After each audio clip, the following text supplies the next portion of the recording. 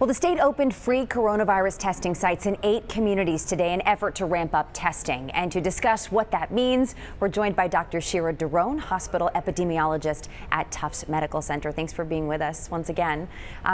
So far as we could see, the lines at some of these places were pretty long.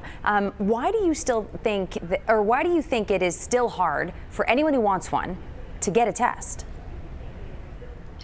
Yeah, well, you know, testing capacity has increased and we're doing a lot better than we were, but we're still not where we want to be. We want to be in a place where everyone can easily get a test, can afford that test, and can get the results quickly. And we're not quite there. I'm happy to hear that people are lining up to get the test, though, because that's an important part of identifying infections and getting people isolated and quarantined.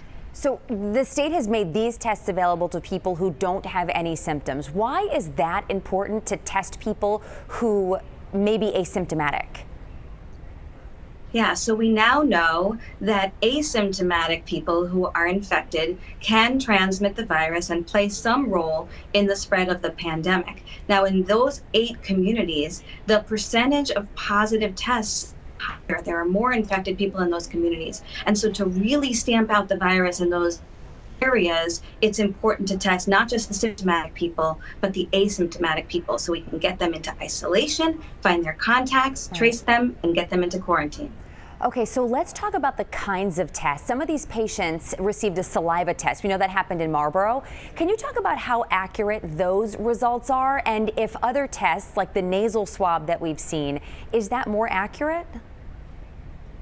Well, the experience so far is pretty good with the saliva tests. They're proving to be about as sensitive as the nasal swabs, which is good, because swabs can be in short supply and because the healthcare worker doesn't have to be as close. So those are pluses to the saliva tests that make them worth doing.